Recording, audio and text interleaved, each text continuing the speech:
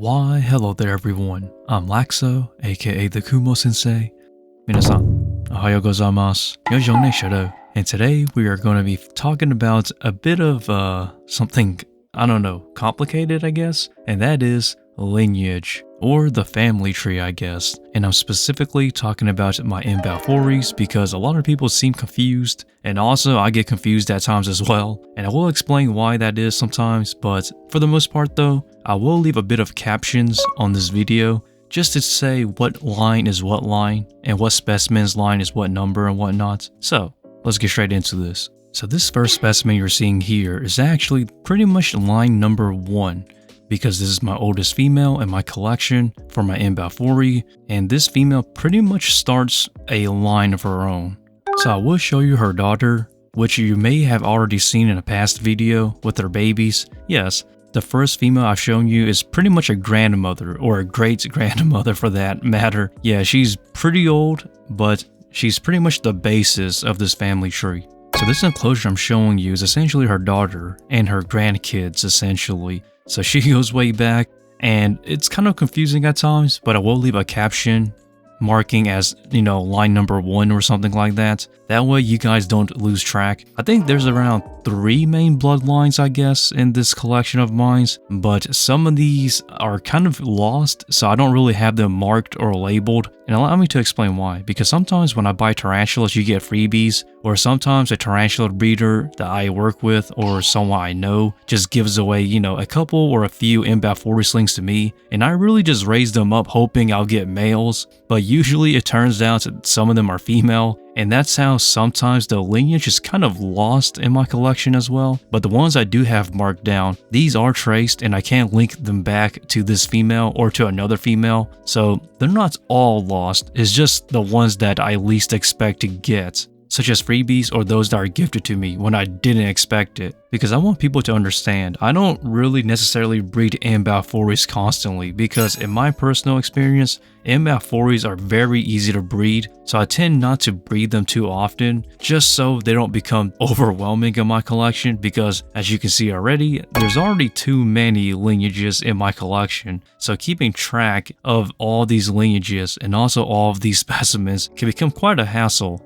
So I know a lot of people want to have this species because they want to keep a communal, and technically a communal of 5 is usually around $200 to $250, and that is way too expensive. So for me personally, back then I sold a group of 5 for around $75 to $85 for a group of 5 balfouri slings. Now it seems like people are jacking the price just because of the communal factor. So usually for me, I wait until these guys get around an inch maybe before I sell them in groups. But some people are selling them as smaller sizes for $200, and I just cannot justify that. I'm sorry, I really do think that the market is way too inflated on certain species, and this is actually one of them. I personally wouldn't buy a sling for $35. It just wouldn't make sense to me. Now, if it was an inch or larger, then maybe $35 is a bit justifiable, but for the most case for me personally, no. I would sell them at $20 a sling still, for an inch or smaller in leg span. But let us get back into the lineages for a second here. So typically, I usually try to get in fresh bloodlines of males, so that way I can use them to breed to my females, and voila, new bloodline essentially. I don't really try to get in new females, mostly just new males, which is why when somebody offers me balfouri slings or balfouris in general, typically the first question I ask is, are they males? Now that's usually only for juveniles and whatnot, but for the smaller slings, I usually just take them in, because why not?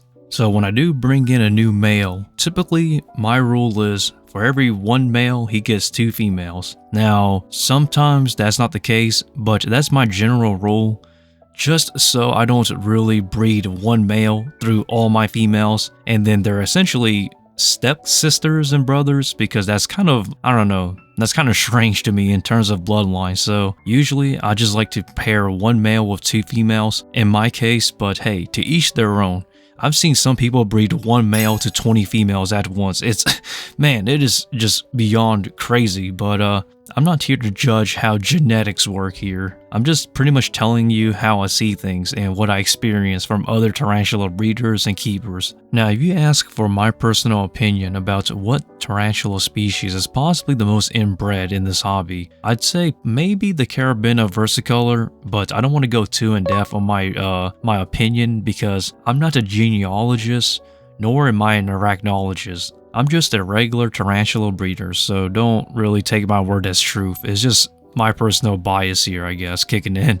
So coming back into the balfouris here, you may have noticed that there's not a lot of slings now, and that's because I've gave some away, and some of these are still hanging around, so the numbers may be a bit smaller. Now, some people do ask me if I give away to, viewers, or do I sell to the common folk, and the answer is no, not as of now, or not anymore. I have my reasons. So, scams.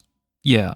Scams are becoming more frequent, and it's kind of confusing because usually you think the sellers are the scammers, and don't get me wrong, it does happen, but in my case, typically the scammers are usually coming from the customers. And I don't know why people always take advantage of kindness and the goodwill of, other tarantula breeders, especially those that are coming in. But it seems like the scammers that are playing the customer's role, I guess, usually they come after the people who are doing good prices or the people who are just starting out. And because of that, I have trust issues with customers at times now. Now, please understand, I am not saying you viewers are scammers. All I'm just saying is that I've been scammed before, so I'm very cautious and very picky about who I choose to work with. So if it feels like it's a bit unfair that I'm giving low prices to a specific group of people, it's not because I'm being biased.